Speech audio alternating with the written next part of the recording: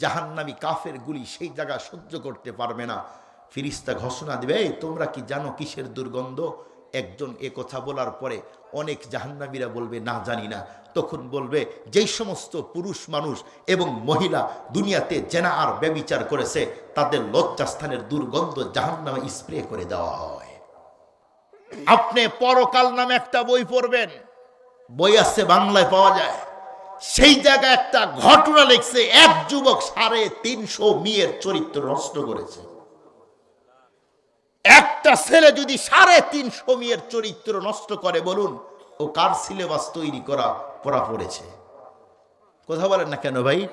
দুনিয়ার একজন মুয়াজ্জিন, ইমাম, হাফেজে কোরআন, একজন মসজিদের খাদেম দেখান কোন নারীর সাথে জেনার ব্যভিচার করেছে।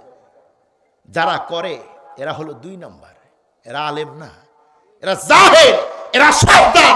এদেরকে ধরে ইচ্ছা মতো পিটানো দরকার। সম্মানিত উপস্থিতি, আপনি জানেন জেনা করলে কত বড় সিরিয়াস গুনাহ? খুব ভালো করে বুঝবেন। জান্নাতের ভিতরে আপনাদেরকে 3টা হাদিস শোনাবো। একটা কিয়ামতের দিন, আপনারা জানেন কিয়ামতের অবস্থা কেমন হবে, এটা প্রত্যেকের জানা। কিন্তু আলী রাদিয়াল্লাহু তাআলা আনহু হাদিসটা উনি বলেন, আলী রাদিয়াল্লাহু তাআলা উনি বলেন, কিয়ামতের দিন মানুষগুলি পেরেশান, কিন্তু সেই মুহূর্তে এমন একটা দুর্গন্ধ স্প্রে করে দেওয়া হবে, সমস্ত নবীরা পর্যন্ত নাক ধরে বলবে, আয় আল্লাহ, এমনি তো সূর্য মাথার আধা হাত উপরে, এরপরে গরম তাপ সহ্য করা যায় না, আবার কি দুর্গন্ধ স্প্রে করে দিলা। একজন ফেরেশতা ঘোষণা দেবে, এই দুনিয়ার মানুষ তোমরা বলো এই দুর্গন্ধ কিসের? কেউ বলতে পারবে? সকলেই বলবে লা আদ্রি, আমি জানি না। আর একজন ফেরেশতা ঘোষণা দিবে, যেই সমস্ত মানুষগুলি দুনিয়াতে জেনা আর ব্যভিচার আর পরকিয়া করেছে, ওই সমস্ত মানুষের লজ্জাস্থানের ওই বীর্যের গন্ধ কিয়ামতের দিন স্প্রে করে দেওয়া হয়েছে।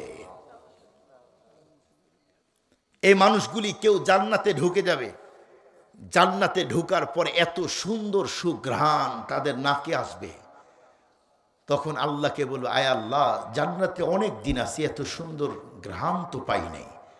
বলবে, দুনিয়াতে যেই সমস্ত রোজাদারেরা রোজা ছিল তাদের মুখের দুর্গন্ধ আমি আল্লাহ মেশকাম্বরের চেয়ে আরো।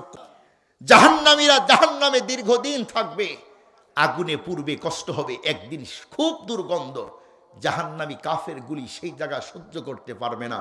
ফেরেশতা ঘোষণা দিবে, এই তোমরা কি জানো কিসের দুর্গন্ধ? একজন এ কথা বলার পরে অনেক জাহান্নামীরা বলবে না জানি না।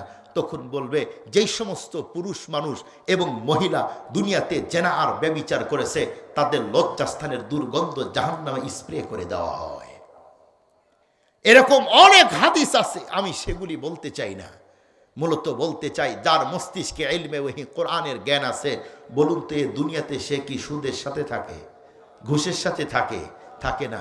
করজোরে অনুরোধ করে বলতে চাই, যেই সমস্ত মা আর বোনেরা এসেছেন, আমার ভাইয়েরা এসেছেন, যদি ছেলে থাকে ছেলেকে সর্বপ্রথম মাদ্রাসায় দেন, ওকে একটু জ্ঞান অর্জন করান, কোরআন শিখান, নামাজ শিখান, এরপর স্কুলে পাঠান। আপনি প্রফেসর বানান, এসপিডিসি, প্রকৌশলী, আরো অনেক ডিগ্রি অর্জন করান, আমাদের দুঃখ নাই। আপনার মেয়েকেও ডক্টর বানান, আমাদের দুঃখ নাই। তবে ধর্ম বাদ দিয়ে অন্য জ্ঞান অর্জন করায়েন না, অন্য জ্ঞান অর্জন করায়েন না।